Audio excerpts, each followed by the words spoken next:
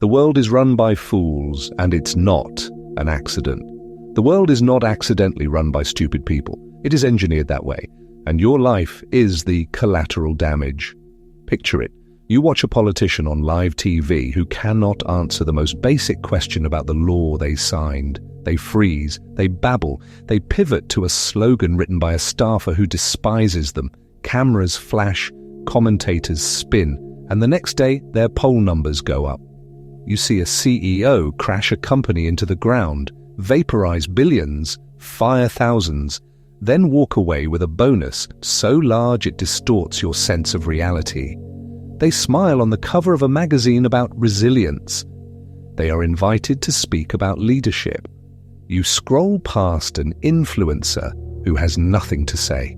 No substance, no discipline, no wisdom, but their face, their drama, their empty affirmations shape how millions think, vote, and raise their children. They are the culture. They are the frame. You tell yourself this must be a glitch, a mistake, a bug in the system. No, you are not crazy. This is the system working. This is what it was built to do. Elevate the loud, the compliant, the easily controlled, while the competent grind in silence, overworked, muzzled, and told to be grateful. You were told a different story. From the time you were a child, you were fed the comforting lie that the smartest and most qualified rise to the top. Study hard, work hard, be nice. The best will win. The cream rises. Look around. Does it? Because the world does not reward depth. It rewards appearance. It does not select for wisdom. It selects for obedience to the game. Those who hold real power do not ask, who is the most capable? They ask, who will threaten me the least? Who will obey? Who will not expose my weakness? Be warned. The people above you are not always secret geniuses hiding behind a mask of incompetence. Many are exactly what they look like. Mediocrities protected by a structure that prefers a controllable fool to a dangerous talent. The court has always chosen the flattering idiot over the honest strategist. The board has always chosen the loyal failure over the independent mind. 500 years ago, one man wrote the manual for this. While everyone else prayed for justice, he dissected power. While others worshipped virtue, he watched how princes actually behaved. Machiavelli saw how institutions elevate loyal mediocrity, how appearances beat truth, how fear and confusion keep the herd in line. He saw why the competent are used, then discarded. This is not about conspiracy theories or secret cabals. It is about structure, incentives, human psychology. It is about why your instinct to work harder and be nicer is exactly what keeps you under the heel of fools. You were trained to believe that if you keep your head down, if you never attack, if you never question, if you always defend and explain yourself politely, the system will reward you. That belief is the leash. Hold on to it, and you will remain ruled by idiots. Let it go, and something else becomes possible. You become dangerous. You become untouchable. Let's begin. You in the room with the idiot in charge. Picture it. You're in the meeting room. Fluorescent lights humming, air conditioning too cold, stale coffee breathing its burnt smell into your face. Your laptop is open, your notes are clear, your solution actually works. And across the table, the idiot in charge is speaking. Their voice is loud, confident, flat. They butcher the numbers, they misunderstand the risk.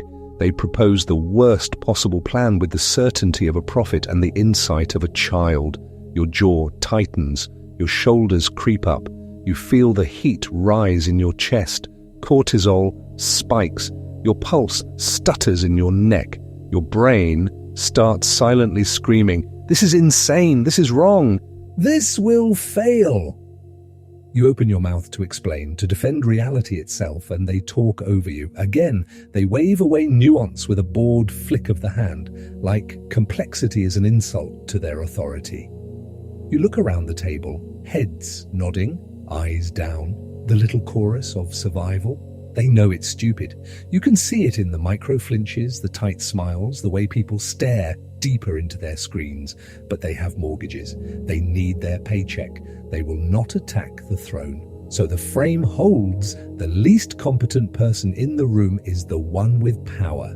They rewrite reality in real time, and everyone adjusts. You feel yourself shrinking, not because they are right, but because you are surrounded by people pretending they are. Then the scene shifts. Family, dinner. The table is crowded, the food is loud, and the loudest relative is louder. You know the one. Zero research, zero reflection, infinite certainty. They dominate the conversation with headlines they half read, conspiracy theories they half understood, and moral judgments that sound like a drunk talk show. You feel it again. That hot pressure in your chest. The urge to correct, to explain, to rescue reality from their mouth. You quote facts. You bring data. They smirk, raise their voice, talk over you. The room sides with them, not because they are right, but because they are entertaining, familiar, easy. You become too intense, too sensitive. The problem. Group project. The clueless leader volunteers first, speaks loudest, takes charge. They organize chaos into worse chaos, then present your work as theirs. They get the praise, you get the exhaustion. Social media, a pile-on led by people who never read past the headline, screaming absolute certainty into a world they do not understand. This is not about intelligence, it is about selection.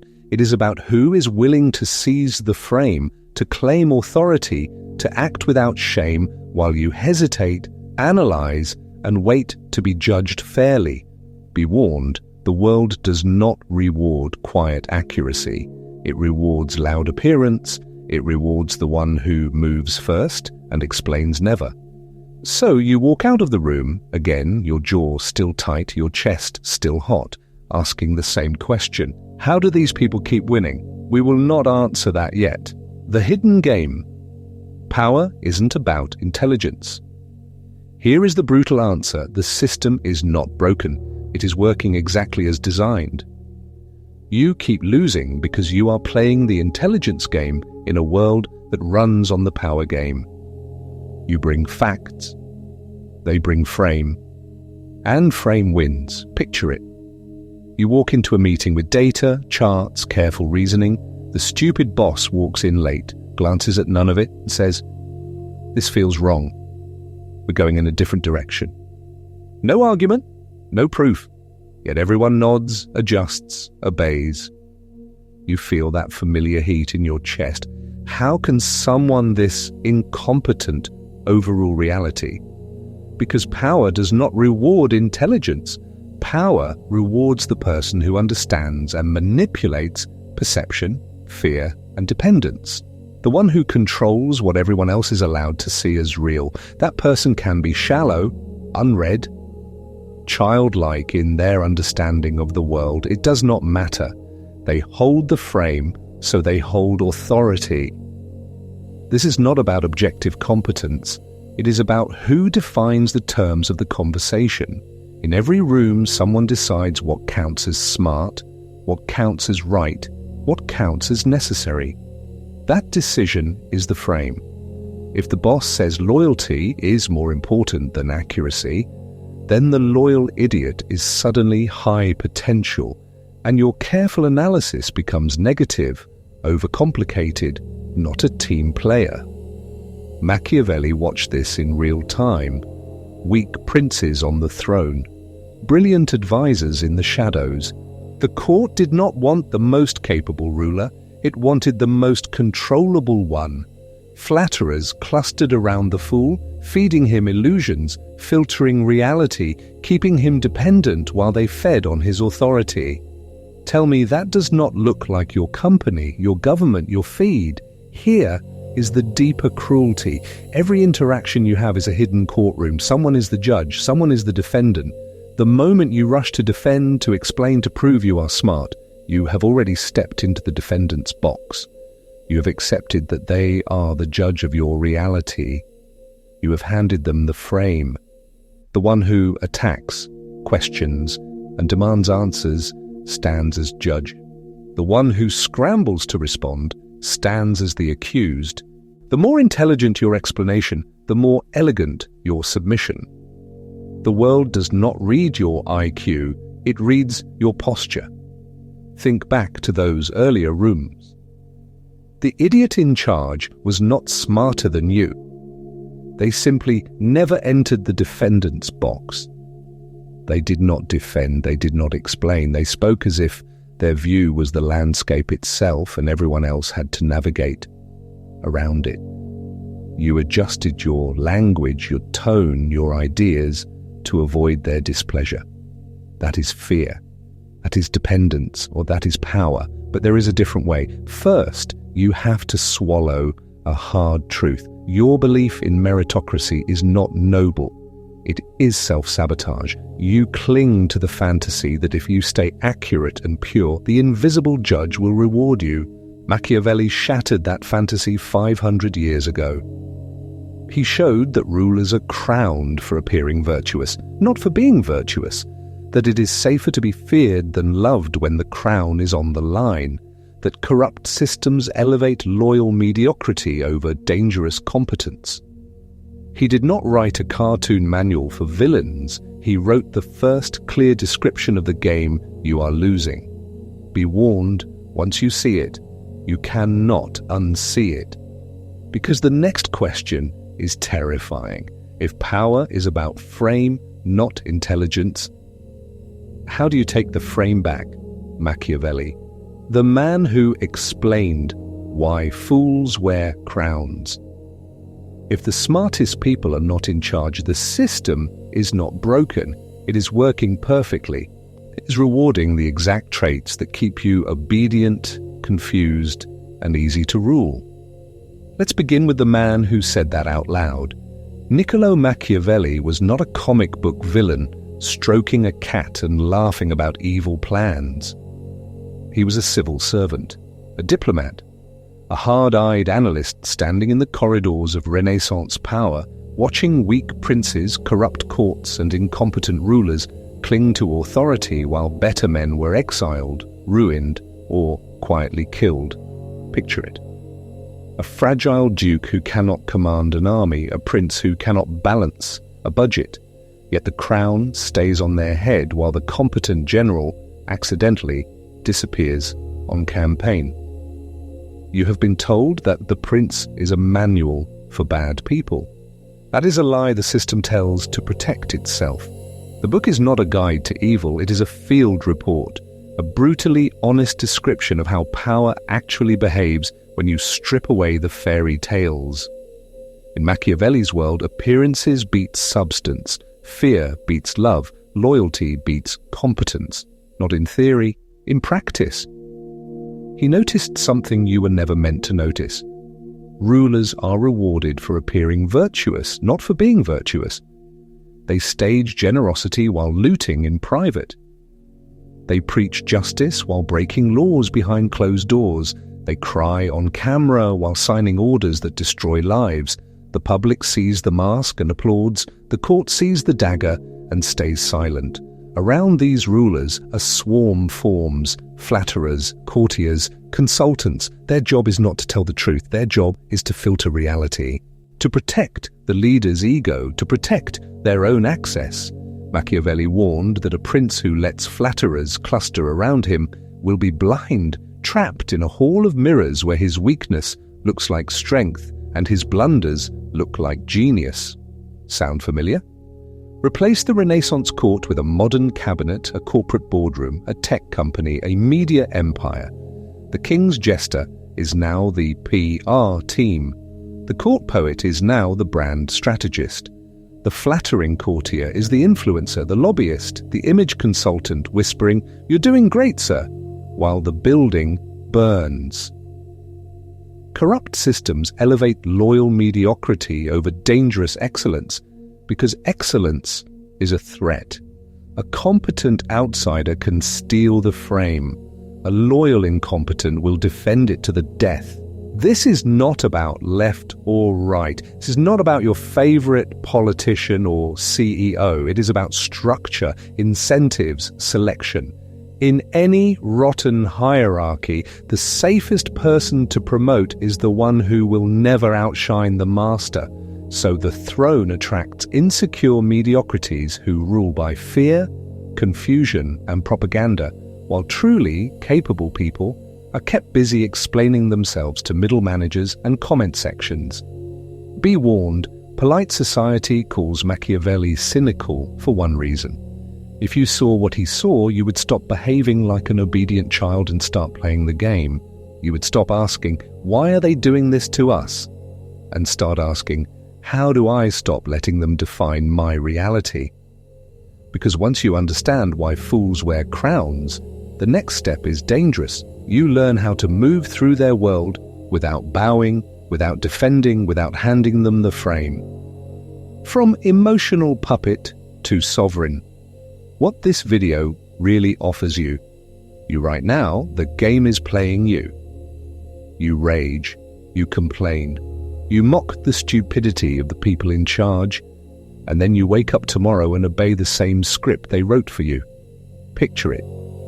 You scroll through another headline of some incompetent minister, some babbling CEO, some influencer politician who can't string a coherent thought together. Your jaw tightens, your chest heats, the cortisol spikes.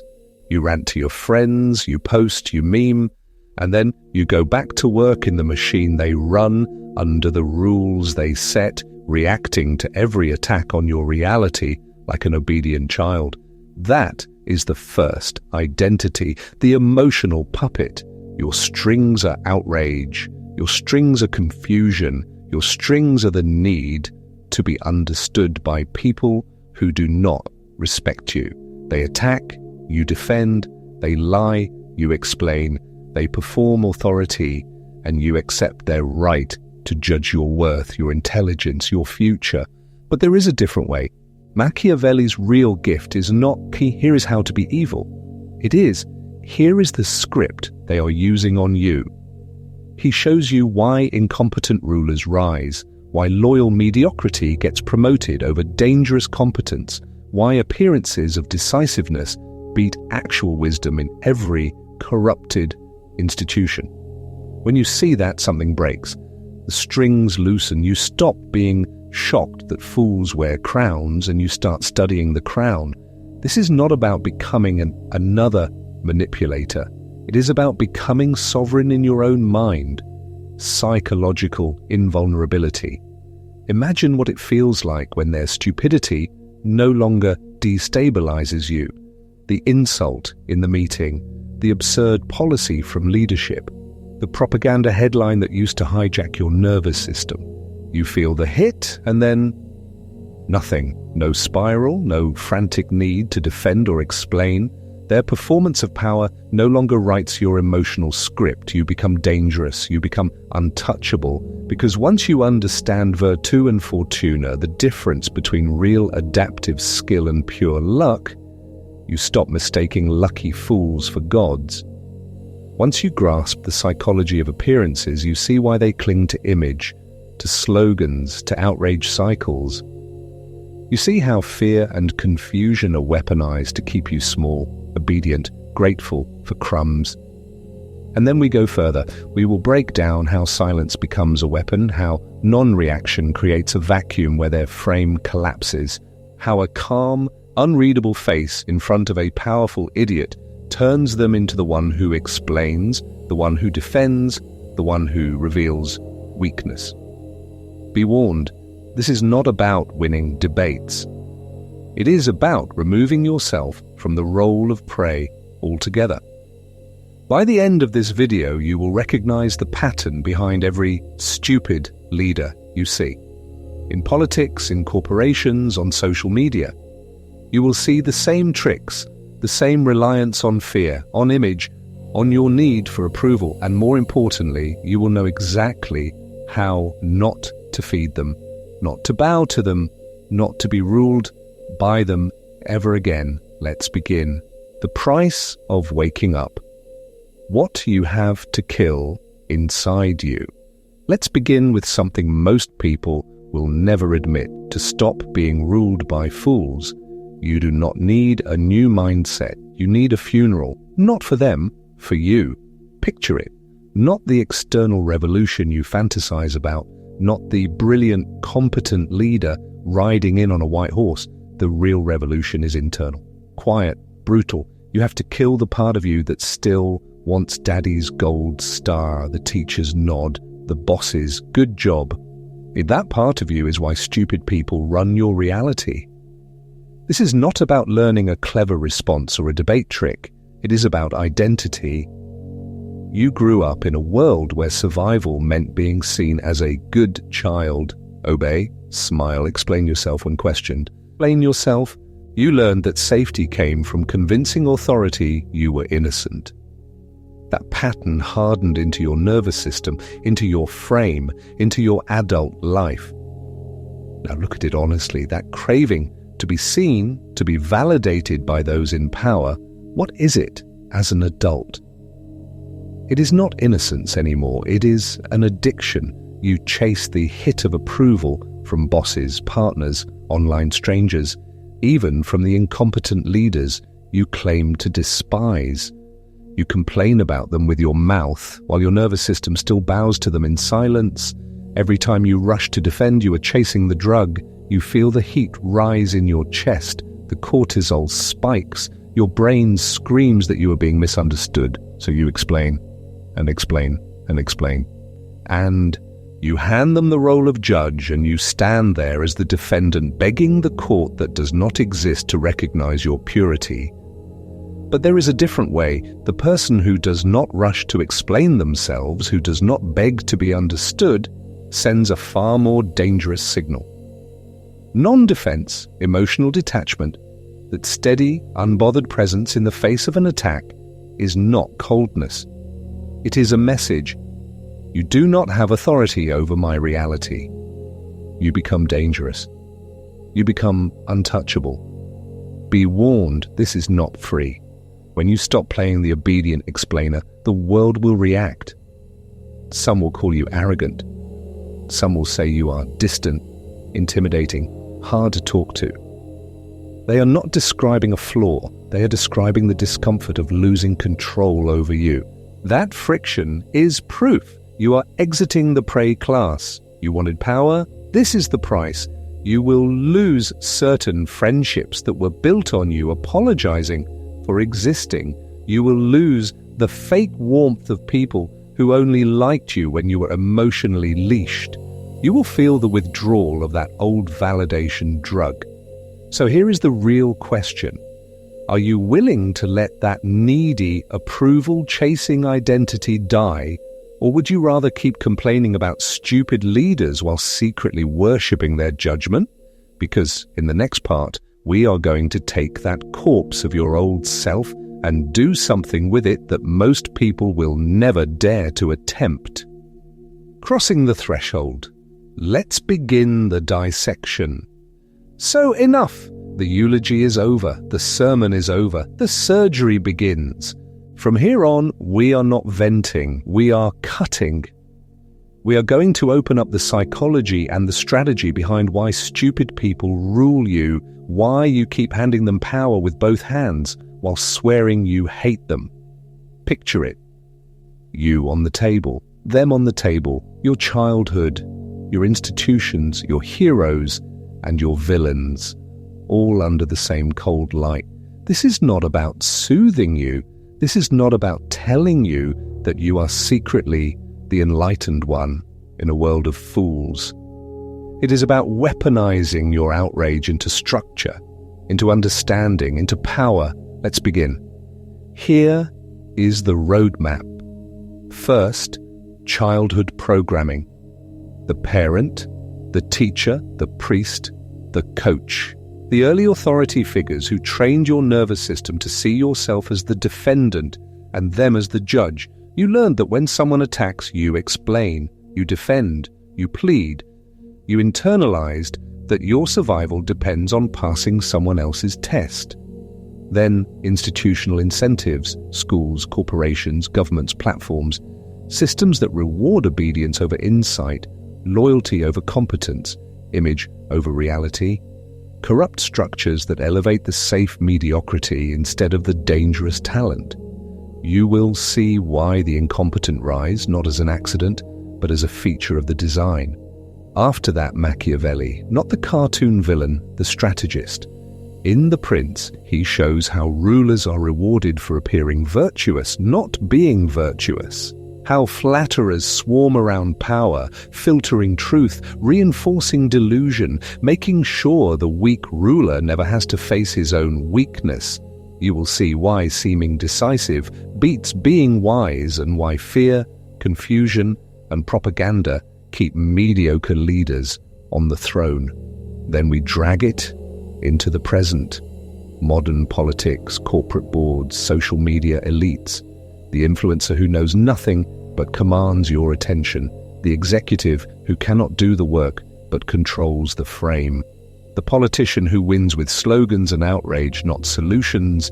You will see that the world is not run by a secret genius cabal, but by insecure mediocrities defending their status with spectacle and noise. And finally, we turn the knife on you, your personal counter-strategies, where you keep deferring, defending, submitting to fools, where you accept their authority to judge your worth, where you explain yourself to people who have no intention of understanding you.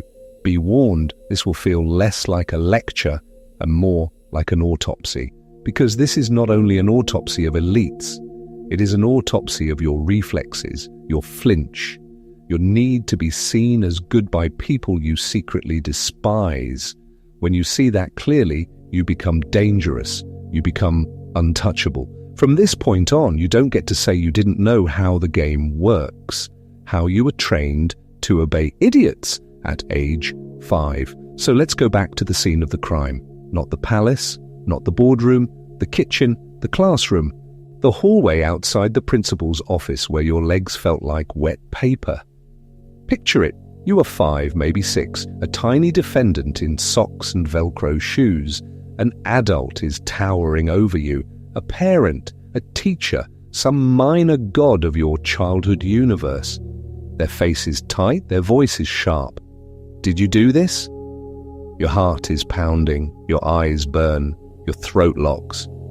You want to explain, you need to explain. If they could just understand, you would be safe again. This is not about the broken vase, the crayon on the wall, the noise in class. It is about power, it is about frame. There is only one question in the air. Will you submit to their reality, or will you risk exile from their love? So you perform, you defend, you rush to justify every move, every thought, every accident. You plead your case like a desperate lawyer in a rigged courtroom. And your nervous system learns a brutal lesson. Safety equals successful self-defense. If you can explain well enough, the attack might stop, the punishment might shrink, the authority might smile again. Those early figures were your original judges. They did not just punish you, they defined reality for you. If they said you were rude, you were rude. If they said you were selfish, you were selfish. Even when something in your gut screamed, "This isn't fair," you swallowed it because their version of events decided whether you ate dinner or cried alone. Be warned, this is where a part of you froze. That small, terrified child never left the stand. As an adult, every time someone with status challenges you, that frozen self wakes up. A boss raises an eyebrow in a meeting. A partner says, "We need to talk." A cop asks, "Do you know why I pulled you over?" A blue-check stranger online calls you a monster. Instantly, your body runs the old program. Heat in the chest, tight jaw, spinning thoughts. You scramble to defend, explain, to prove you are good. You hand them the gavel before they even finish the sentence. This is how systems of control stay stable while incompetence rises. They do not need you to be stupid. They need you to be emotionally regressed, obedient, eager to argue your innocence to anyone who looks like a judge. Corrupt institutions elevate loyal mediocrity because loyal mediocrity keeps you in that child role. A shaky manager, a clueless politician, a smug influencer, they all benefit from the same reflex, your need to clear your name in their courtroom. But there is a different way. When you see that the judge is a costume and the courtroom is a memory, the spell starts to crack. You become dangerous, you become untouchable, and the next time an authority comes for you, the question will not be, how do I explain myself? It will be, why do they think they have the right to judge at all? Your boss, your partner, your feeds. The same courtroom, new robes. So here is the ugly twist. You escaped the childhood courtroom, but you never left the trial. You only changed the furniture. Picture it. The same trembling need to be believed. The same panic when authority frowns. Only now the roles wear new costumes. Your boss controls your paycheck. Your partner controls your emotional safety. Online mobs control your reputation. Bureaucrats control your access to housing, to healthcare, to opportunity. Different faces, same gavel. You open your inbox, a vague, sharp email from your manager. This report was concerning. Explain what happened. Your chest tightens. The cortisol hits. Your fingers start typing a novel to clear your name. Screenshots, timelines, apologies. In that instant, you have done something far more serious than answer an email. You have silently accepted they are the judge of your worth. You are the defendant begging for leniency. At home, your partner says, you never listen to me. Your nervous system hears, you are a bad person. You rush in. No, that's not true. Remember yesterday when I... Again, you step into the dock. You allow the frame that your goodness is on trial, that their mood is the verdict. You defend, so you submit. You explain, so you hand them authority over your reality. Online, it is even more brutal. A tweet taken out of context, a joke clipped and posted. The swarm descends. Apologize, clarify, do better. And you feel the old script rise up from the basement of your psyche. Please understand me. Please see I'm good. Please don't punish me. That is the prayer of the child before the angry parent. It is also the scent of blood in the water to anyone running a power game. Be warned, this plea does not read as innocence, it reads as weakness. To the competent predator, to the mediocre manager, to the petty bureaucrat at the window, it signals something simple. You will trade your dignity for psychological safety. You will hand them control of your emotions if they only stamp approved on your identity. They may not quote Machiavelli, they may not speak of frames and status and selection effects, but on a deep animal level, they feel it. They feel who is willing to beg. They feel who will over-explain an email, over-apologize in a meeting, over-confess in a performance review. And in a world where appearances rule, that is how fools and cowards end up with the crown. They learn to sit in the judge's chair while you argue for your innocence. This is not about intelligence. It is about reflex, about a pattern burned in childhood and exported to every room you walk into. Your boss's office, your bedroom, your comment section. One repeating role, you, the learned defendant. Call it learned defendant syndrome. A trained compulsion to step into the courtroom whenever someone raises an eyebrow. And Machiavellian rulers, consciously or not, build entire systems that reward that reflex. HR policies, PR panics, outrage cycles. The more you defend, the more they rule. But there is a different way, because once you see this pattern, a darker question appears. If the whole world is a courtroom built on your submission, what happens the first time you refuse to walk through the door? Machiavelli's X-ray, Virtù, Fortuna, and the rise of the mediocre. What happens is Machiavelli, not the cartoon villain, the X-ray. Let's begin. Machiavelli looked at this courtroom you live in and said, You are worshipping the wrong gods. You pray to being a good person, to being reasonable, to explaining yourself. Power does not care. Reality does not care. The world of rulers runs on two forces, virtu and fortuna. Picture it. Virtu in his language is not virtue the way your teacher used it. This is not about being nice, pure, or morally clean. It is about capacity, skill, boldness, the ability to move when others freeze, to adapt when the script burns, to shape events instead of being shaped like a child by every new attack and crisis. A person with virtu bends the frame of the entire room without needing to defend or explain. Then there is fortuna, luck, chaos, the storm, elections, market crashes, viral outrage, a random algorithm that shoves one face into 10 million screens. Fortuna is the flood that rips through the city and throws debris onto the throne. Machiavelli said, "Half of your life is this river. Uncontrollable, violent, indifferent. So how do fools rise? Simple. Turbulence, confusion. A population trained to respond to appearances. The crowd does not measure depth, it reacts to surface. Someone loud, someone shameless with the truth, someone who never pauses to question themselves, never flinches when caught lying, never treats the public as a judge. They ride fortuna with low virtu but high audacity, and the storm does the rest. Be warned, incompetence plus luck is not an accident. It is a pattern." Machiavelli watched weak Renaissance princes elevated because powerful advisors preferred a controllable fool over a dangerous talent. Corrupt institutions select for loyalty over brilliance. Why would a fragile ruler promote someone whose virtue could expose their weakness? Once the lucky fool is in power, the system hardens around them. Flatterers swarm, information gets filtered. Anyone who brings uncomfortable facts is framed as disloyal. Anyone whose competence threatens the leader's image is quietly removed. Promotions go to sycophants, contracts go to friends.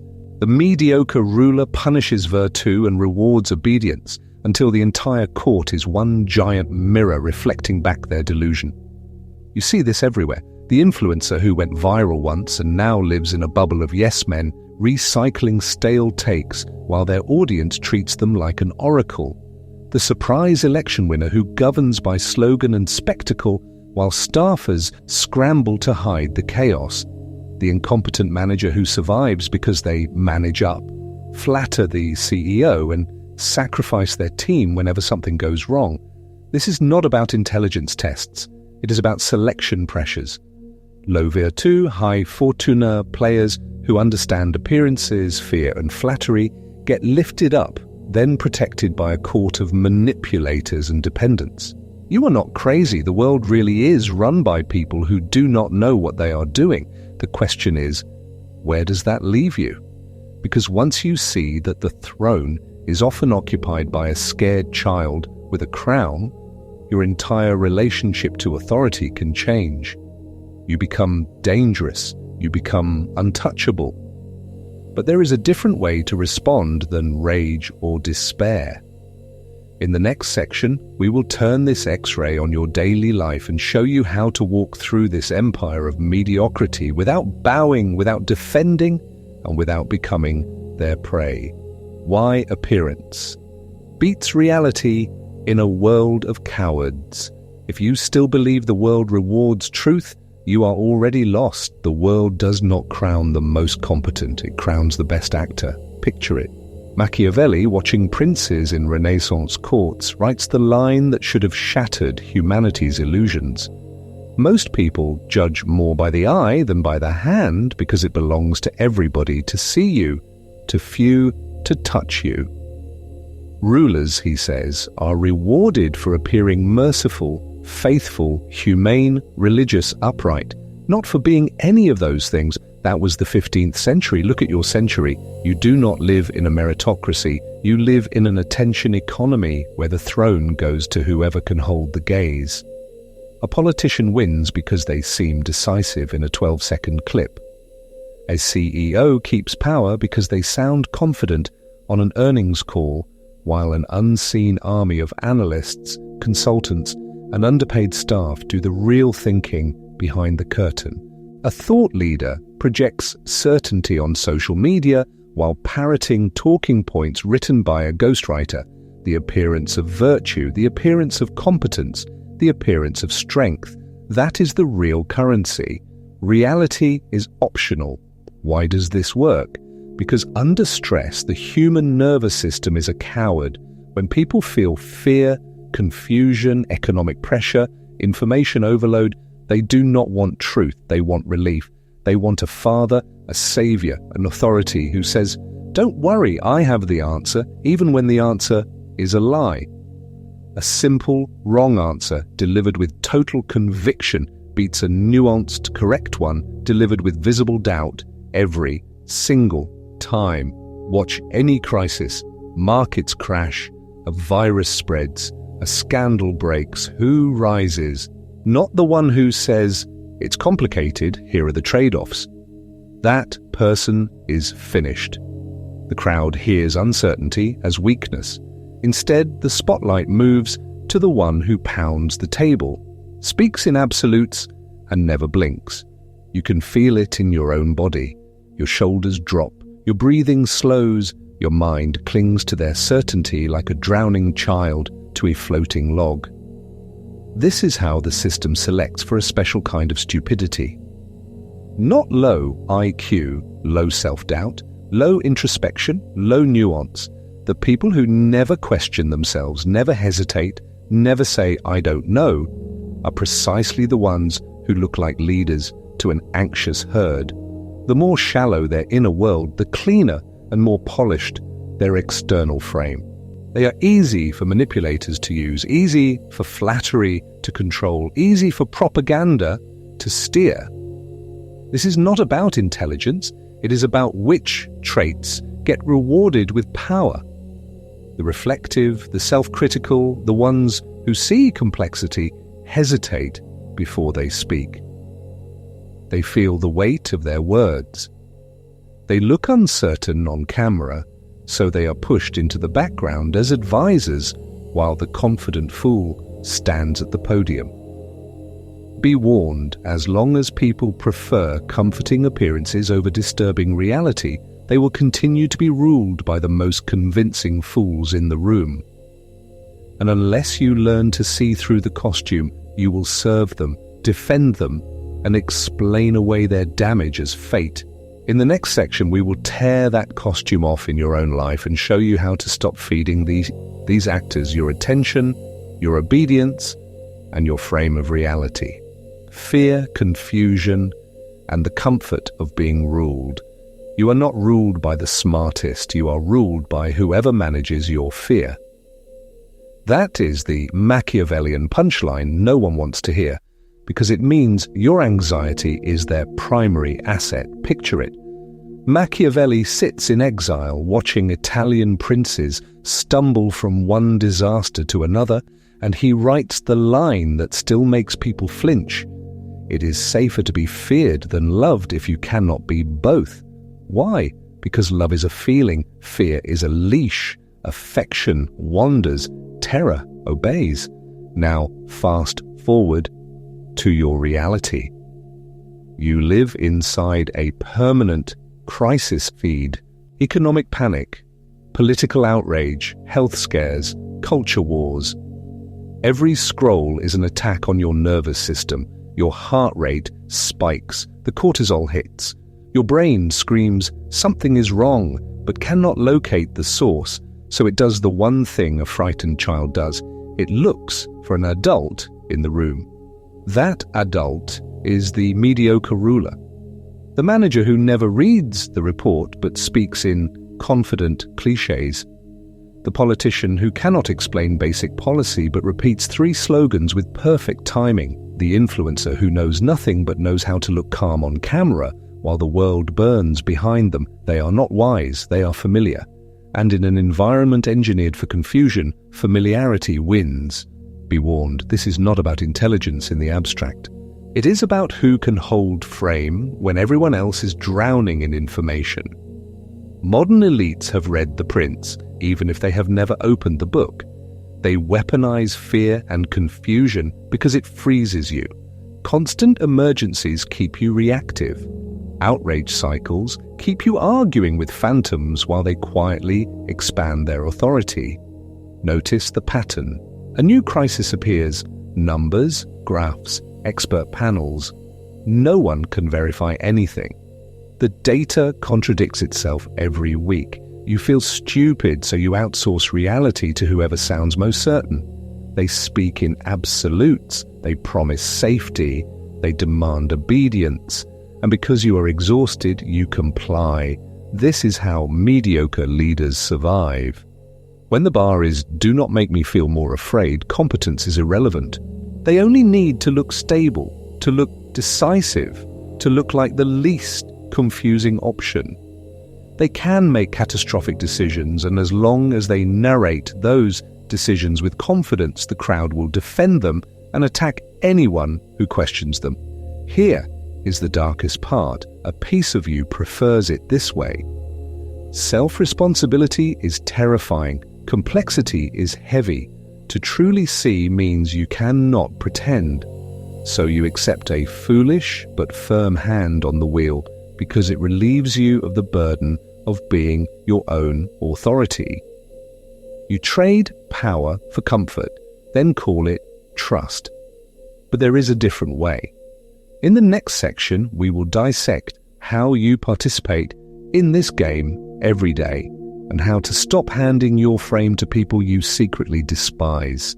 Before we go there, answer this. Are they stupid? Or are they just playing the only game you have refused to learn? Because when you learn it, you become dangerous. You become untouchable. The corporate court, loyal mediocrity versus dangerous competence.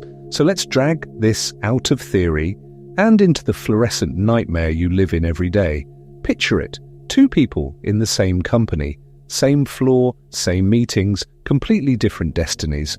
On one side, you have the specialist, the engineer, the analyst, the person who actually knows how the machine works. They stay late because the system is on fire. They fix the thing that would have cost millions. They tell the truth in meetings, even when it's uncomfortable. They say, this strategy will fail, and they can prove it. On the other side, you have the climber, the smooth manager with the perfect LinkedIn smile. They never fix the fire. They present slides about leveraging synergies while the server melts in the background. They speak in confident vagueness. They never attack the frame. They protect it. Who gets promoted? You already know.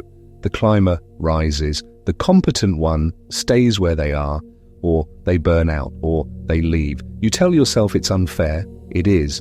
But it is also logical, Machiavellian. In a fragile institution, true competence is dangerous. A highly capable subordinate can expose weakness, reveal fake numbers, outshine the boss in front of the board, or worse, become the obvious replacement. So what does a fearful ruler select for? Not brilliance, not truth, loyalty, predictability. Someone who will defend the narrative, not reality. Someone who will explain away the disaster, not prevent it. This is not about skill, it is about safety, not organizational success, personal survival. Be warned, once that logic takes over, it becomes a self-replicating disease. Each layer of leadership promotes people who feel comfortable, who smile at the right jokes, who never ask, why are we doing this?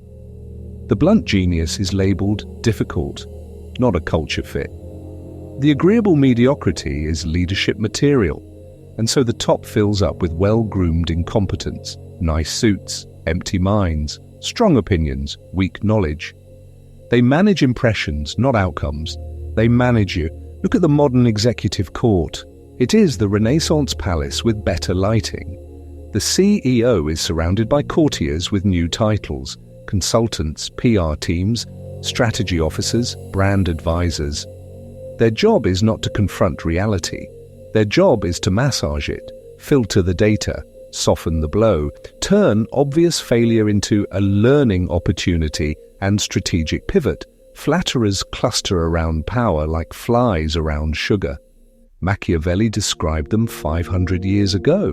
They survive by telling the ruler their instincts are brilliant, their plans are working, their critics are bitter. They are not there to judge, they are there to sedate. Pattern, interrupt. What if the idiots at the top are not the bug in the system, but the product the system is designed to manufacture? Now turn the lens on yourself. Have you ever been punished for competence, for telling the truth too directly, for exposing a flaw in the plan that everyone else agreed to nod along with? Have you ever been rewarded for compliance, for silence, for making your boss feel safe instead of making the work better? And the harder question, where have you done this to yourself? Where have you chosen to be harmless in order to be kept? Where have you traded power for protection, authority for approval, reality for belonging like a frightened child? Because until you see that trade, you cannot stop making it. In the next section, we will go even deeper into that trade and expose how your own need to be chosen keeps you volunteering for the role of loyal mediocrity, instead of becoming the dangerous competence they cannot control. You become dangerous, you become untouchable. The new princes, politics, platforms, and performative stupidity. You are not living in a democracy. You are living in a theatre. Picture it. The Renaissance prince on his balcony, silk cloak, gold ring, dead eyes. Below him, a crowd that only sees what the balcony allows. Today, the silk is a tailored suit or a hoodie. The balcony is a debate stage, a podcast studio, a For You page, different costumes, same game of power. Machiavelli watched weak princes ruled by their own courts. Flatterers, courtiers, advisors who filtered reality to keep the prince confused and dependent. Look at your era. Presidents with pollsters, prime ministers with media consultants, influencers with teams optimizing every outrage. They all do the same thing, manage perception, not truth. Hope and fear, not competence. This is not about intelligence, it is about appearances, about who can project certainty in a storm of noise. The prince had to look decisive even when he was lost. Your leaders have to sound strong, even when they have no idea what they are talking about. So what wins? Not depth, not nuance. Slogans. 3 words. Build the wall. Hope and change. Trust the science. Emotional grenades thrown into a tired population that no longer reads beyond the headline. Because the system does not reward understanding, it rewards reaction. The candidate who speaks in complex paragraphs loses to the one who hammers the same charged line until your nervous system twitches on command. You are not being informed. You are being conditioned. Now, widen the frame. The new princes are not only presidents and CEOs, they are outrage merchants with ring lights, culture war grifters who wake up every morning hunting for the next micro-scandal to inflate into a civilizational crisis. Clout chasers who reduce everything to enemies, betrayal, and, can you believe this? Why? Because the algorithm is Machiavelli's dream enforcer. It feeds what keeps you hooked. Simplicity, anger, tribal certainty. Be warned, most of them are not accidentally stupid. Performative stupidity is a strategy. When they act clueless, anti-intellectual, just like you, they lower the bar on purpose. They signal, I'm not one of those elites who make you feel small. They refuse complexity so you feel smart for understanding their cartoon version of reality. And when critics attack them as ignorant, it only proves the script. See, they hate people like us. So they win twice. They never have to defend real ideas, and every attack becomes fuel for loyalty. Acting like a child becomes a weapon. The less they know, the more authentic they appear. The more outrageous they sound, the more the algorithm crowns them. Machiavelli would recognize them instantly, not as glitches, as ideal rulers for a population addicted to distraction, scrolling for the next emotional hit. He warned that when appearances rule, Fortuna will lift fools to the throne. The question is not, why are stupid people in charge? The real question is, what does your constant hunger for stimulation select for? Because until you see that, you cannot stop rewarding the clowns. But there is a different way. And in the next section, we will dissect how to step outside this circus, reclaim your frame, and stop being the loyal audience that keeps buying tickets. You become dangerous. You become untouchable. Upgrade the maxim. From being loved to being respected. You will never be safe in a world run by fools if you still want them to understand you. Let's begin. Machiavelli said it is much safer to be feared than loved. People quote that like he was cheering for cruelty. He wasn't. He was describing reliability. Picture it. Love is a mood. It swings, it cools. It depends on how charming you are that week. Fear, in his world, meant predictability. If I cross this line, there are consequences. Fear was political glue, stable, boring, effective. But you are not a Renaissance prince. You are a person moving through systems run by mediocre, insecure elites who cling to their status like a child clings to a toy. So upgrade the maxim. In your world, the rule is this: it is much safer to be respected than understood.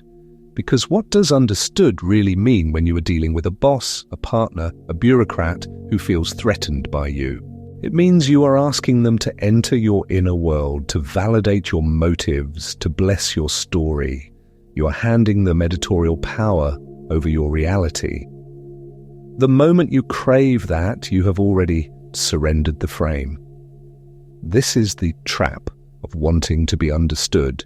You go to the person above you in the hierarchy and you plead your case. You defend, you explain, you bring evidence, you write long messages, long emails, long monologues.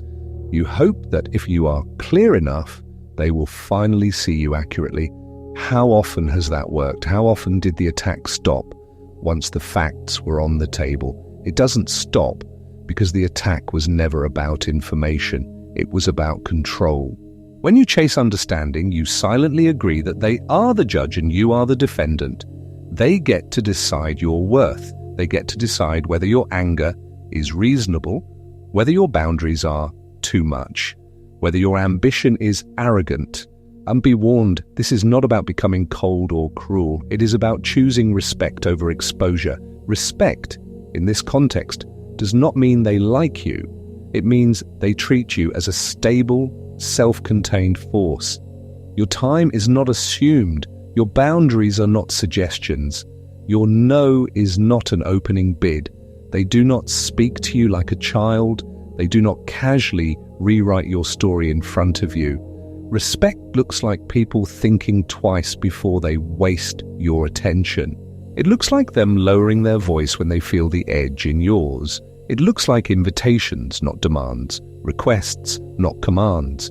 It looks like an absence of certain attacks because on some level they know this is not a person I can play frame games with and walk away clean, but there is a different way you must choose. You can keep living as someone desperate to be understood by fools, endlessly explaining yourself to people who have no intention of hearing you. Or you can become the person who quietly demands respect, who refuses to perform their innocence, who walks away from courts that refuse to grant basic dignity. So ask yourself, ruthlessly, whose courtroom are you still begging in? And what happens to your power when you walk out of it and never return? Because in the next section, we are going to make that walk very real. And the moment you take the first step, something terrifying happens to your enemies. Becoming untouchable. How to stop playing the defendant. So here is the brutal shift. From now on, you stop playing defendant.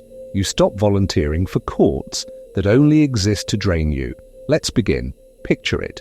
You open your laptop, a harmless email, then you feel it.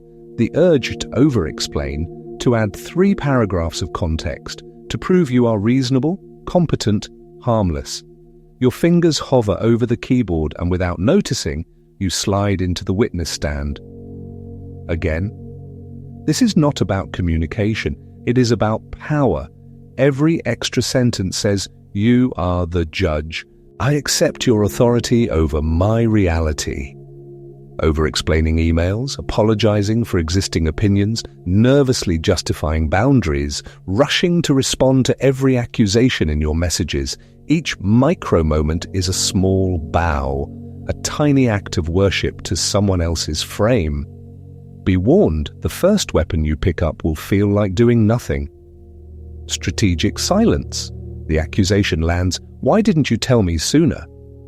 In the past, you would scramble, heart racing, chest hot. You would explain the schedule, the traffic, your childhood trauma. Now you pause. 3 seconds, 5. You breathe, you look, you refuse to defend.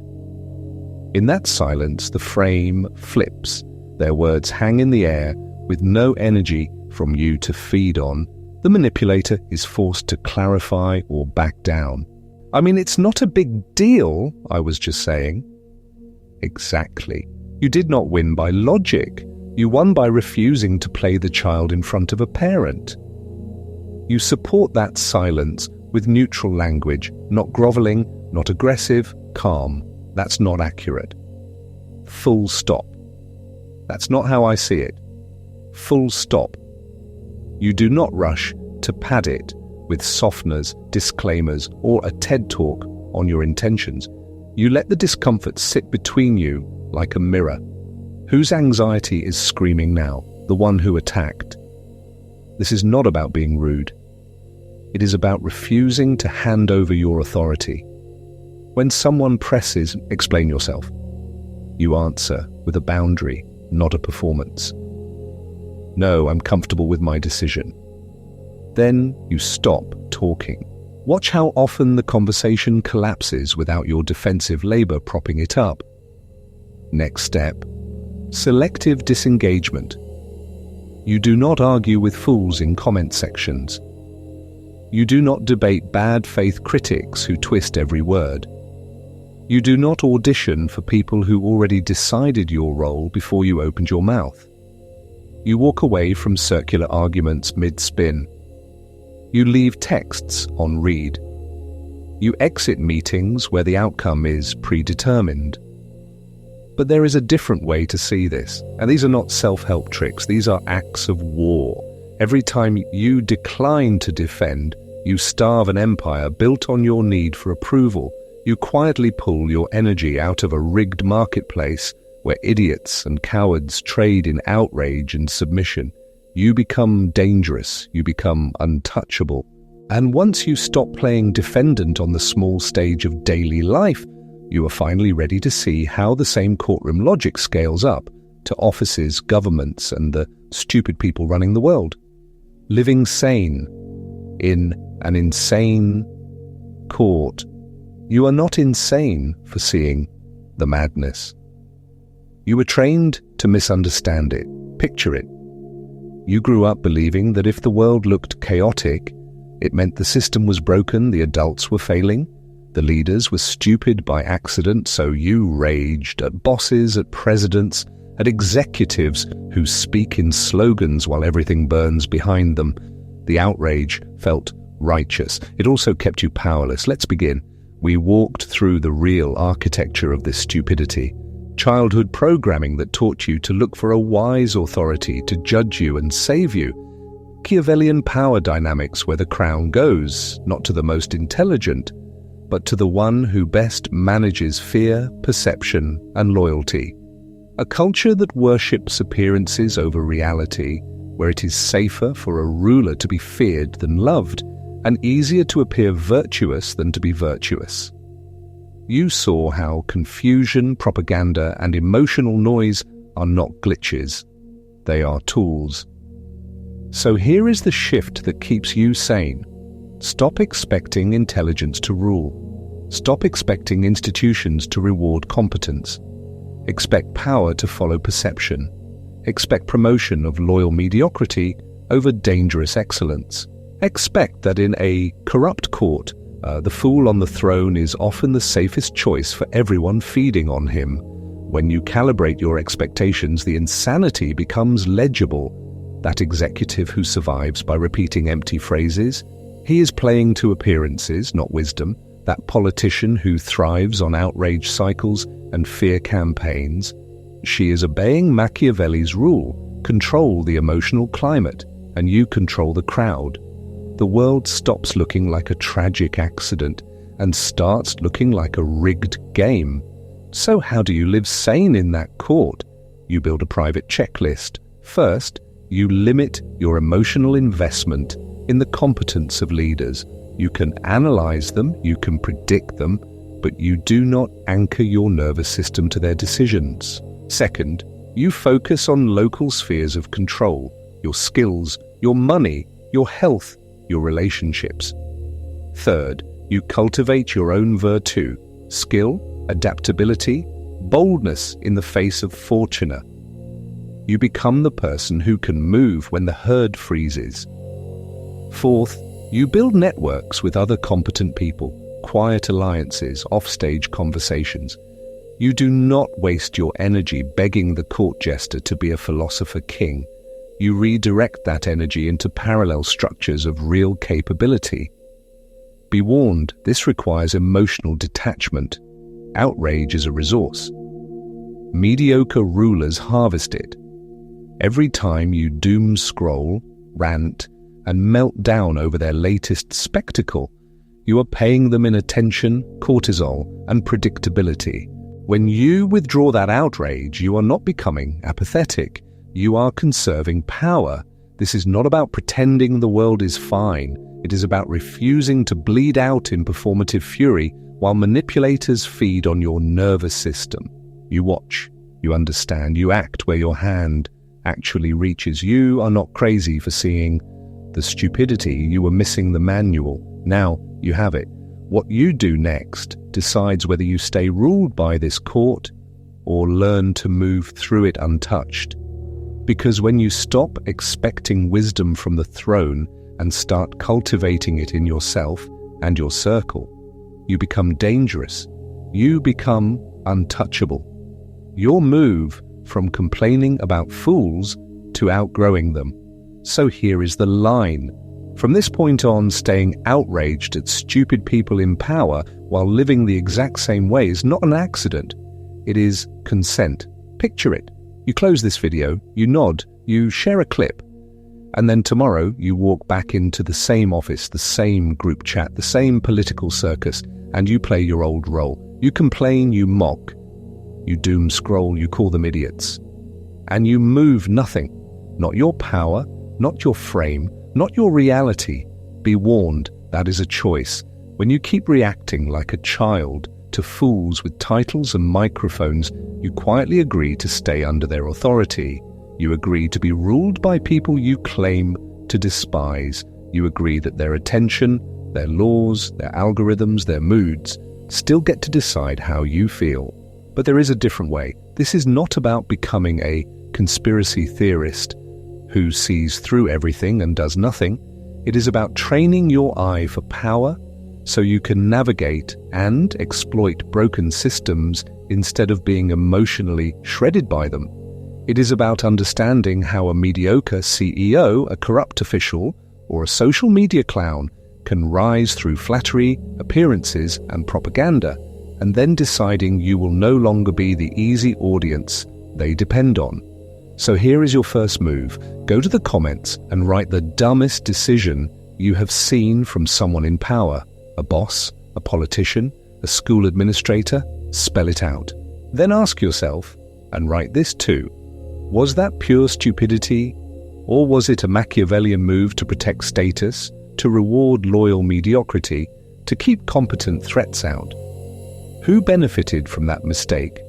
Who stayed on top because of it? When you do that, you stop whining and start analyzing. You stop treating power like weather and start treating it like a strategy board. You stop asking, why are they so stupid, and start asking, who does this serve, and how do I stop being the one who pays for it? This channel is where we do that work. We are going deeper into Machiavelli's real message, into political realists who mapped how corrupt courts, corporations, and empires actually function. Upcoming, we are breaking down virtu versus fortuna, why loyal incompetence beats dangerous competence in sick institutions, and how to move through all of that without defending, without explaining, without handing your frame to any manipulator who attacks you. Let's begin the identity shift. Subscribing here is not about supporting the channel. It is about declaring that you are done being emotionally ruled by fools. It is about saying on record that you will study power instead of whining about it, that you will stop reacting like a defendant begging a judge and start moving like someone who understands the court and uses it, because the world might still be run by stupid people. But after this, you don't have to be one of the people they run.